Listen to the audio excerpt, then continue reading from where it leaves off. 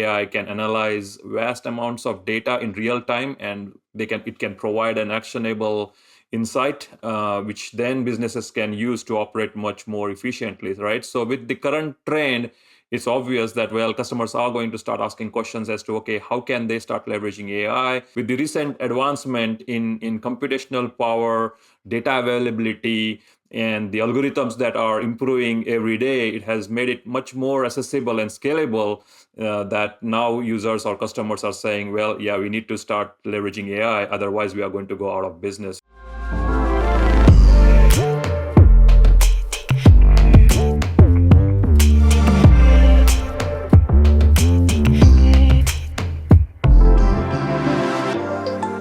You're listening to another episode of the Next Generation Design Podcast. I'm your host, Greg Arnott. On today's episode, I'm joined by Shirish Mori, Senior Technical Product Manager for NX Architecture, Artificial Intelligence, and Product Lifecycle Management SaaS Transformation, and Scott Felber, Senior Technical Product Manager from the NX Customer Success Marketing Team. Before we begin, let's meet today's guests. Scott, Shirish, welcome to the podcast. Thanks, Greg. Thanks, Greg. I think it may be fair to say that there is some confusion around what artificial intelligence actually is and how different people, possibly from different generations, might perceive or define it. Shirish, can you define what AI is from the Siemens perspective? So AI, or artificial intelligence in simple terms, is when machines are designed to think, learn, and or solve problems like humans.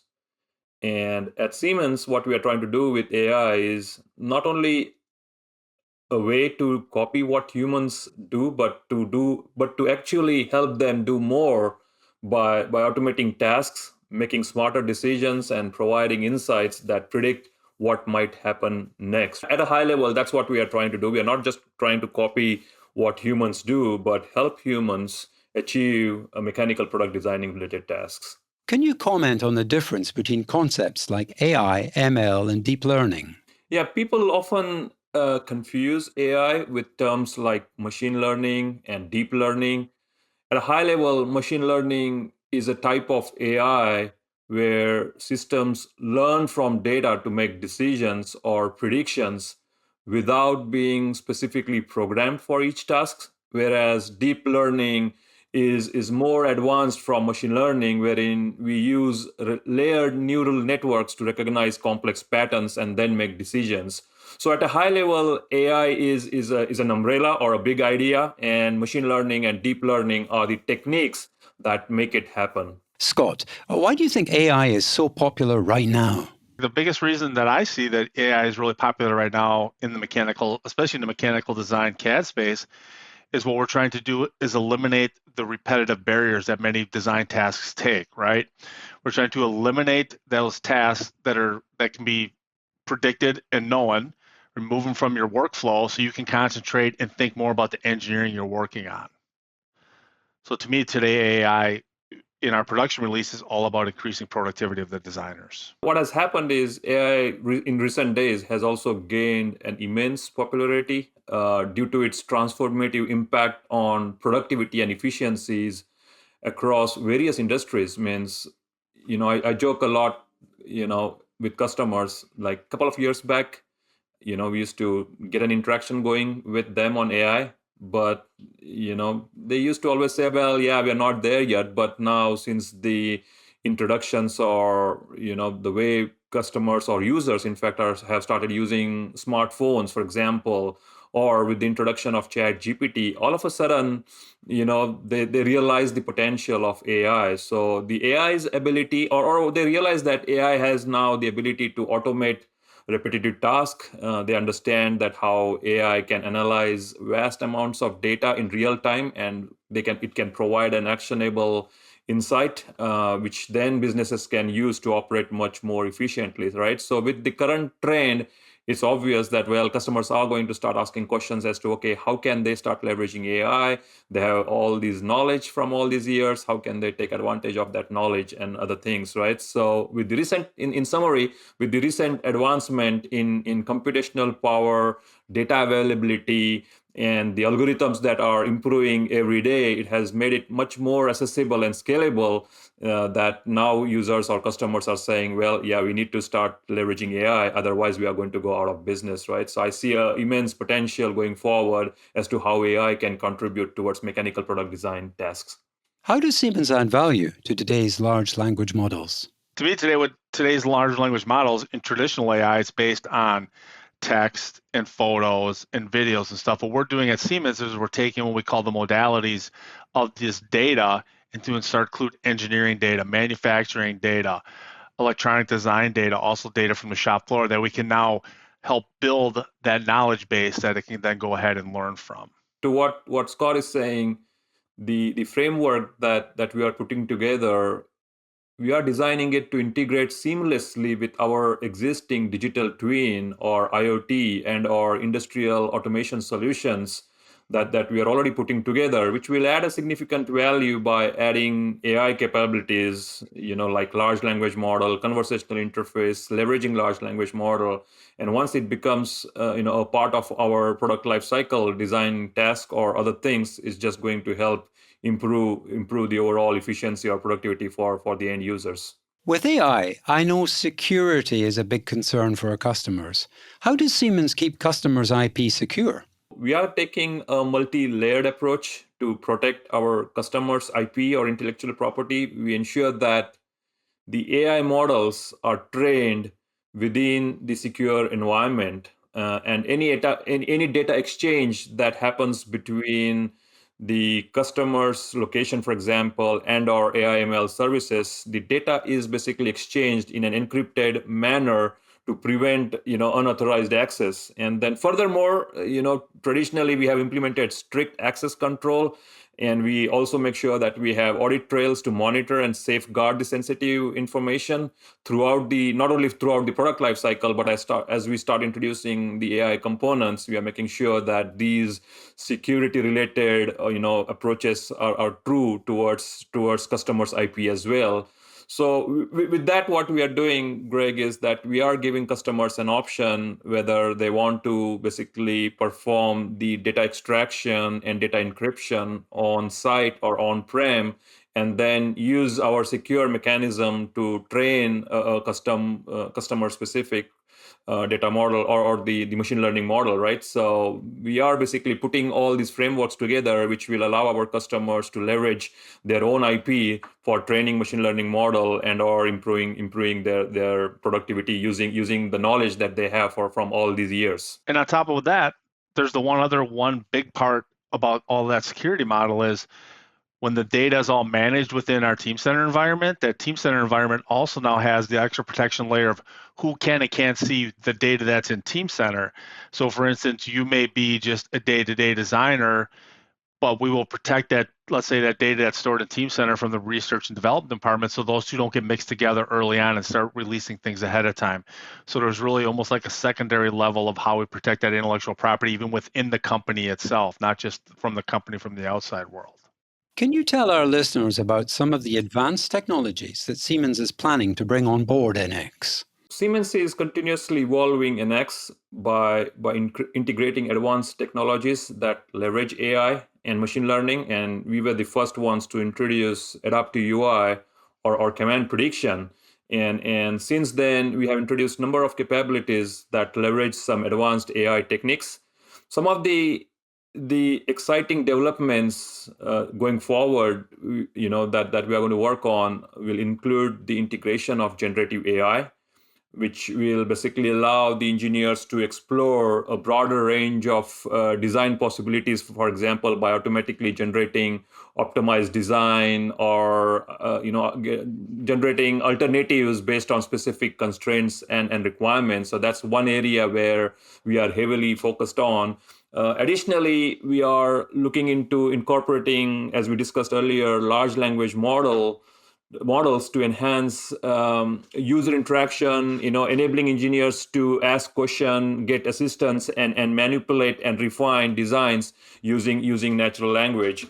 And these innovations going forward are aimed at reducing the overall product development life cycles, improving the overall product quality and making the overall design process more intuitive and aligned with the future of engineering. And that's where we are heading, Greg, with what we are trying to bring in inside of NX when it comes to AI.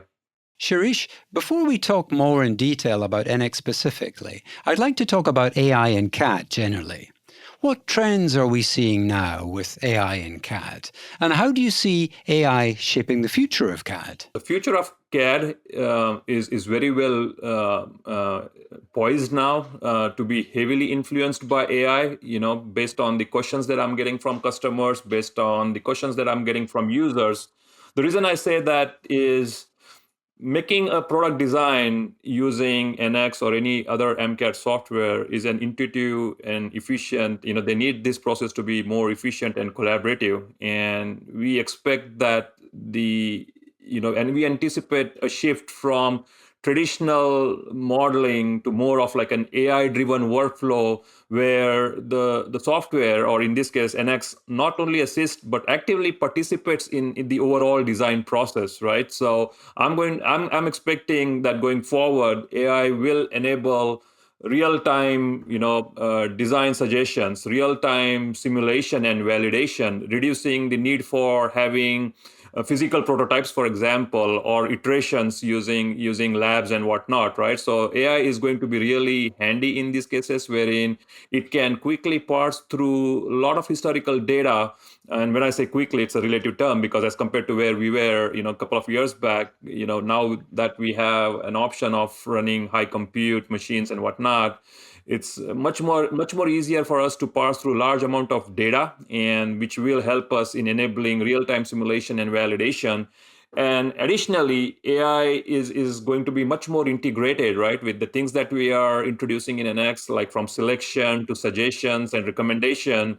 I expect AI to become much more personalized design environment, wherein enable, what I meant is AI is going to enable users to have a much more personalized design experience, where the software adapts to the individual user's need, where the software understands the user profile and preferences and work habits, and in turn starts suggesting or guiding the designer in making the overall process much more enjoyable and efficient from a user's perspective. Really, it's about that real-time validation as someone's designing a part, to notice you may start to be going down a wrong path to meet some certain design criteria, and notify the user along the way, say, hey, have you considered this, or this based on the design you're going?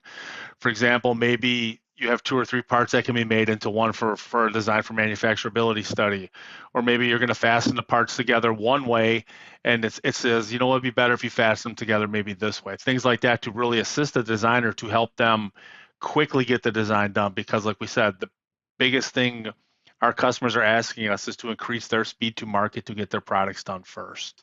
And I think the single biggest thing with AI shaping the future of CAD is, today we're all talking about AI front and center. It's doing AI, it's doing things. It kind of goes back to the last question we just discussed. In the future, what I see AI is kind of sinking into the background and just doing its thing unknown to the user, right? It just becomes second nature, it becomes part of your daily task and workflow. You don't realize it's AI, it's just helping you design faster. That's what I really think some of the future stuff's going to look like. To add to that, it has to be seamless, right? Means nowadays when we use smartphones, we hardly notice that there are so many AI aspects, right? Means from simple auto completion to things that it suggests based on how I use things on my smartphone. So it has to be seamless. And I see going forward in CAD, since I introduced selection prediction, users are now getting used to those predictions so much, or they don't even realize that NX is predicting things that you should select, and they just go with the flow, right? So I see going forward where things are going to turn up in MCAD, especially as agents, which are actively monitoring the way users are using the software for designing their products, and then in turn doing things that they will start expecting the AI to do things, right? So we are going to reach to a point where It's just going to be a more of like a collective intelligence kind of thing going on, wherein the user is working with the system and AI is learning and establishing the context and then guiding the user in designing the product, right? So I see a huge potential going forward for AI inside of NX as well as the overall MCAD industry. As engineers with mechanical engineering backgrounds, what are you hoping to get from AI in CAD? To me, the single biggest thing is the elimination of redundant tasks. The stuff that makes our job boring every day when we're just, for example, if you're blending parts, putting rounds and blends on parts at the end of a design, it's very click intensive. With selection prediction now, I pick a couple and it highlights all the other edges I'm probably going to want to blend. And if it's correct, I just do it and I've saved myself tons and tons of clicks, right? That's what I'm really looking forward to day one. And then down the road, and as we just talked about, down the road, it's going to be that validation and that ability to help me with my design so I don't have to stop and look stuff up maybe, right? It'll say, hey, you may want to do this or you may want to go ahead and do that instead. That's really what I'm looking forward to. To add to what Scott said, I'm particularly excited about AI's potential to just reduce the time spent on routine tasks, right? Allowing the designer or engineers to focus on innovation and solving the real problem in hand is where AI is going to be really helpful. I'm also hoping that AI will continue to evolve to a point where it can offer some real-time guidance and intelligent suggestion based on the context of a design, right? And the reason I say that is, a bracket, for example, whether it's a reinforcement bracket versus a bracket which is just used for other purposes, knowing the context and then based on the context guiding the designer accomplish a task is going to be a game changer, right? So that's one area that as a mechanical engineer I think AI is going to be really useful. I'm also looking forward to have a more seamless integration between different stages of the product lifecycle, from design to simulation to manufacturing. So having the power of understanding the context or recognizing the intent, and then based on the life cycle of a product, suggesting things and automating things that will speed up overall design process and reduce the time to market is where I think AI is going to come in really handy going forward, Greg. A common refrain that's often heard is that AI is going to replace our jobs. Do you think engineers have anything to worry about? Can AI really replace us? It's a valid concern, not only from, when I talk to customers, it's not a concern that whether AI will replace them. The concern is, are you touching the information or the content that you are not supposed to, right? And that's the concern. But the reality is that the way we are putting the framework together, and we have incorporated a number of options wherein the user gets a preview before he commits a change that's suggested by an AI, right? So we are putting some architectural components in place which will allow the user to gain that trust or confidence with an assistant or an AI-driven assistant, right? So in reality, what's going to happen is AI is not here to replace engineers. It is here to support and make engineers and designers much more efficient, right? So AI, I see, and once they start realizing that AI is really handling repetitive, time-consuming tasks, it's allowing engineers to focus more on product development, creative and complex aspects of their work, they will start adopting it. And while AI can assist in generating design options, for example, or automating certain processes, it really lacks the contextual understanding of the intent of the design. And by the time, it's always going to be a human that drives that aspect of his or her design, right? So I don't see, to be honest, AI replacing engineers or designers, but I see going forward, it's going to help humans or engineers become more productive, innovative and efficient rather than replacing them. You touched a lot there on increased productivity from engineers, right? And as we talk, not at the engineering level, but as we go up levels in the organization to engineering managers and VPs and stuff, what they really want is they want their entire workforce to be more productive. So what we're really doing is enabling that increase workflow productivity, so they can get things done, either more things done with the same amount of people or less things done more things done in a shorter amount of time. So there's that balancing act at a management level too, to help increase that productivity that all the executives we talk to day want all of their people to be more productive. Scott, Shirish, I wonder if you can talk to me a bit about generative design, one of the earlier uses of AI in CAD software. What role do you see it playing going forward? People complicate it, but to me, it's a very simple concept, right at a high level. In a generative design, I give the system the desired inputs I want, whether that's where stuff has to attach, a certain volume it has to be in, what kind of loads and stresses are going to be on it, and then I let it go ahead and do the work and say, this is the design I would generate based on that set of inputs. Here's the outputs I can give you. That's it to me in its simplest form. A lot of people want to complicate it and talk a little more about it, but to me, that's it.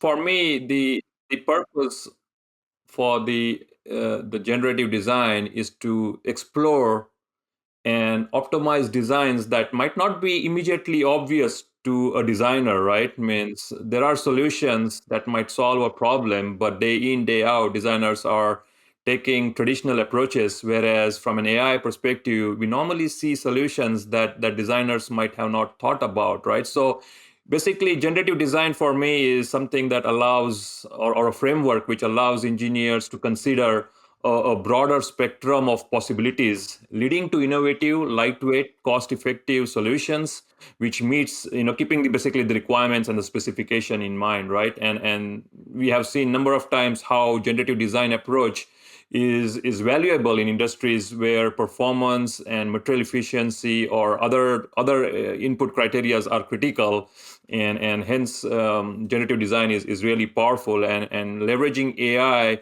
for gen design use cases is really going to be an awesome thing going forward, Greg. And we have introduced it in number of use cases inside of NX, for number of use cases inside NX. But I see a lot of opportunity, especially sustainability. Right nowadays, I'm getting requirements as to can you come up with a solution that keeps the sustainability scores in mind, right? And that's just an example where I see generative design playing an important role going forward.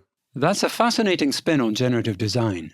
As AI advances, do you think there'll ever be something like a conversational interface for product design? Like, if I were to say something like, change the display properties of all the fasteners in my design to green, or if I were working on an injection molded part, I could say something like, change all of the boss diameters to 30 mil for me. Yeah, I was going to say absolutely 100%.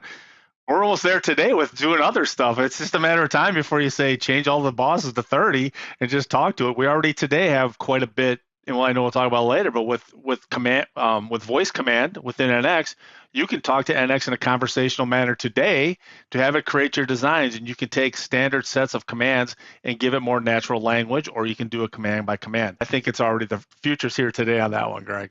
Absolutely. The idea of having a conversation with a software or an engineering solution that's supporting you in coming up with a product design is just going to be there, right? Means it's something that we have actively worked on for a couple of years, as Scott referred to. But going forward, this idea about integrating large language model and AI-driven natural language processing is just going to make it feasible for engineers to interact in more of like an engineering terms, rather than coming up with a training course that says, well, you need to click on this command or you need to understand the process. I think going forward, this whole idea about integrating MCAD solutions with large language model is just going to make it feasible for engineers and designers to interact with their software using conversational commands, right? Means imagine going forward, I'm able to now make design adjustment, like Scott said, or run simulation, or generate reports on my design data that I have loaded in my session, for example, by speaking or typing a command, and it's going to be a game changer, right? Means how many times I get a requirement that says, can you identify 10 heaviest components in this assembly, right? For me to just perform that task, now I need to know, okay, first load the assembly, generate a report, then export that information out to an Excel, then apply the filter, how many commands. But now, Imagine wherein I can just say that, all right, highlight 10 components, heaviest components, and we are able to execute that just based on a conversation. It's going to be a game changer, Greg. So to answer your question, absolutely. The idea of having a bidirectional conversation, either in a form of a text or using a voice assistant through our MCAD softwares or NX itself, or going forward with VR and AR, is just going to be a game changer. Well, that's fantastic to hear. It's amazing to think of the possibilities. Scott and Shirish, I'd like to talk more about NX specifically. What innovations are being seen with AI in NX? What features existed before, and how are they evolving over time? When you look at the traditional way in which users used MCAD and as well as NX, users tend to follow a set standards or set practices.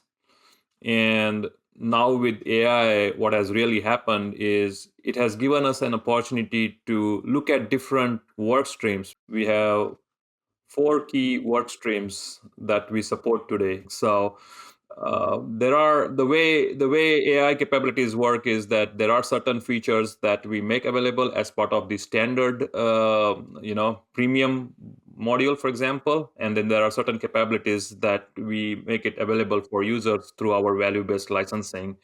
And most of these add-ons will fall under those 4 key work stream, personalization, prediction, smart computer human interaction, and AI services, wherein if a customer has a need to just train a model leveraging or using their own data, then we do have options for customers to use those as well. Adaptive UI or personalization is the ability for us to understand the way users are using our software. We have modules wherein, like, for example, command prediction, right? The reason it falls under personalization is because this particular AI capability tracks how the users are using NX and in which context. And it's an example of personalization or an adaptive UI. And it's an add-on that we make available through our value-based licensing. And do you see personalization being an integral part of the NX workflow going forward?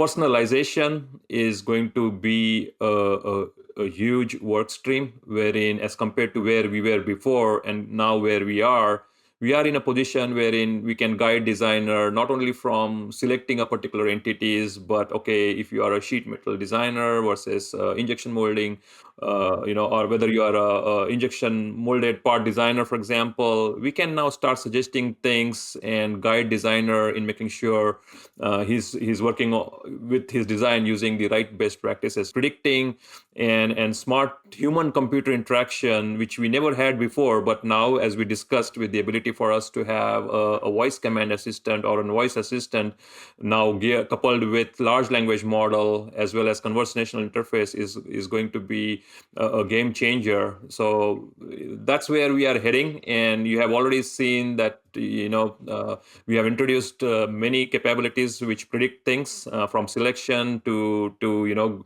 grouping components of similar shape, which help users to navigate through large assemblies.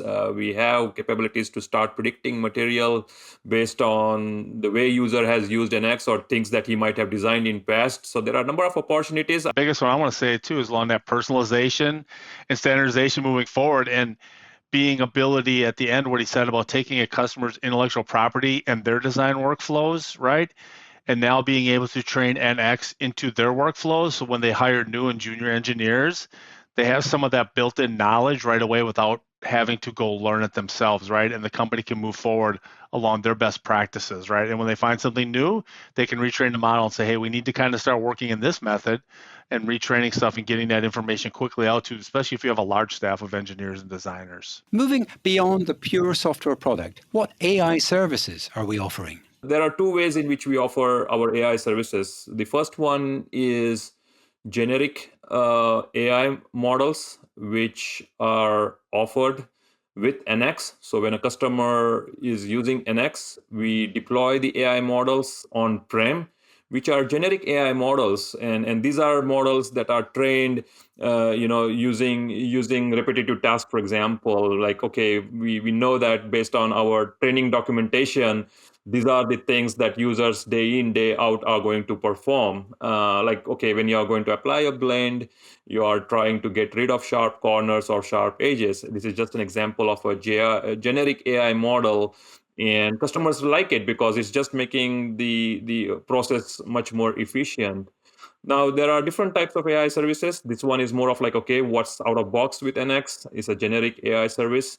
But then there are certain that are customer specific AI services, wherein a particular customer, for example, coming either from automotive or aerospace, they have their own best practices, they have their own data. And one of the services that we offer as part of the AI service is this idea about extracting the information using the associated metadata from a customer's location.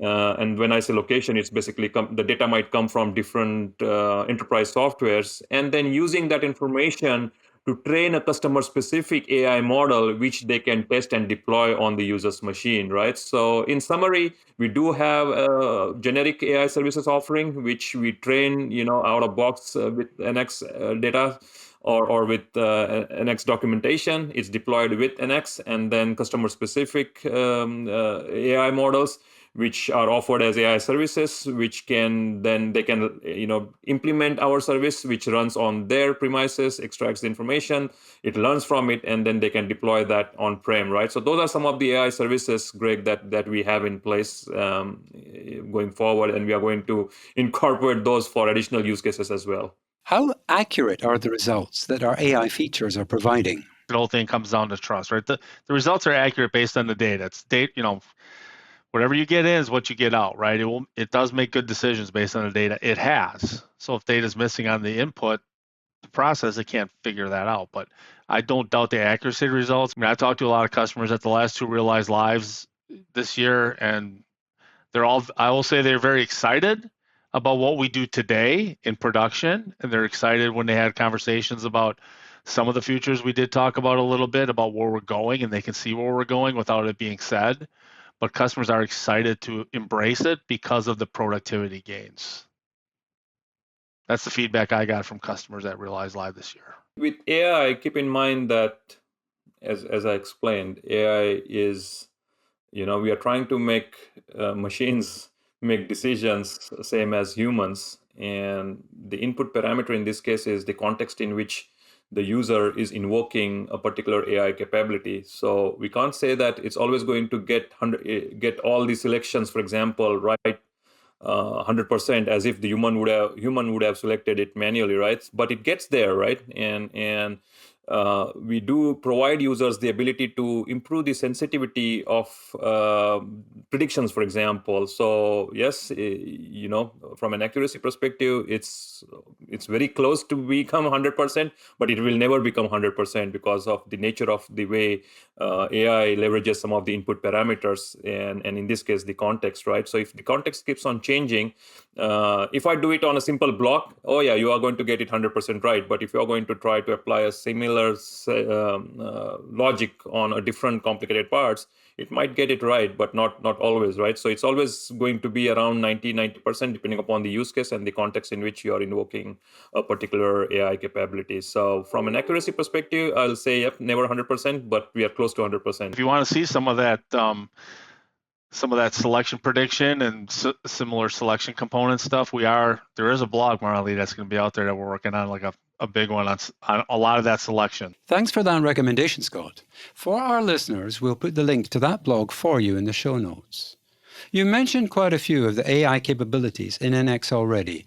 I want to bring up another AI-enabled feature, NX Molded Part Designer, that was released relatively recently within the NX product suite.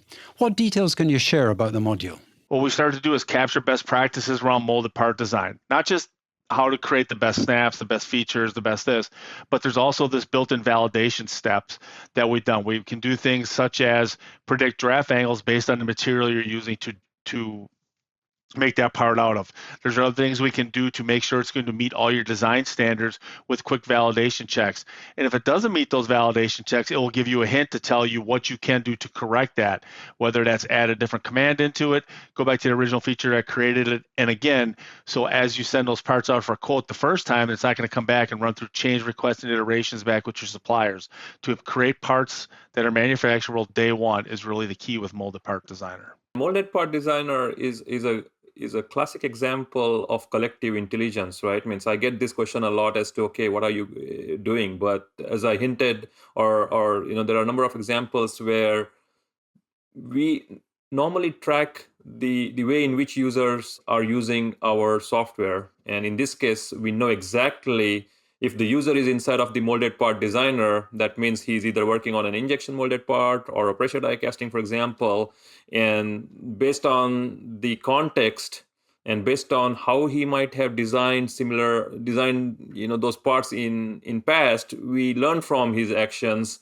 And then we have trained an ML model which goes based on the best practices as well. So depending upon the command that he is in, like Scott hinted on material prediction or draft angle prediction, we use the current design's context or input parameters, we feed that to a machine learning algorithm and it comes back with suggestions, right? Means both for his initial design creation as well as once he starts validating his design, we look at the failures and then there is a continuous learning, continuous feedback going on wherein the designer is refining the design. We learn from his actions as well as we already have trained the ML model using best practices and we start guiding the designer in designing the molded part right the first time, because what we are trying to do at a high level is we are trying to reduce the number of design iterations by making the design right the first time, rather than in the end, once his design is ready,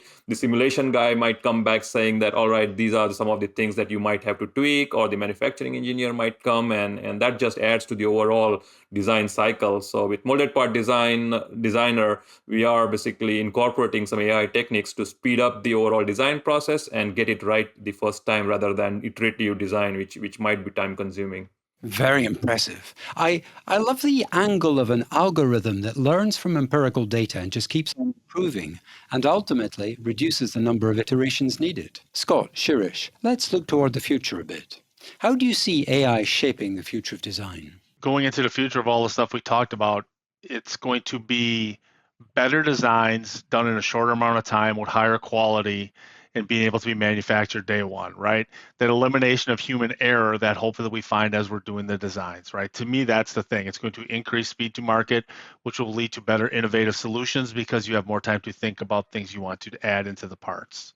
That's a big one for me. Yeah, I see AI making more data-driven decisions with greater confidence, right? It's always going to be about trust and the ability for us to parse through large amount of data, right? Both, if there is customer IP, it stays with customer. But my point here is that the way the AI is going to shape the future of design is by basically making data-driven decisions with greater confidence.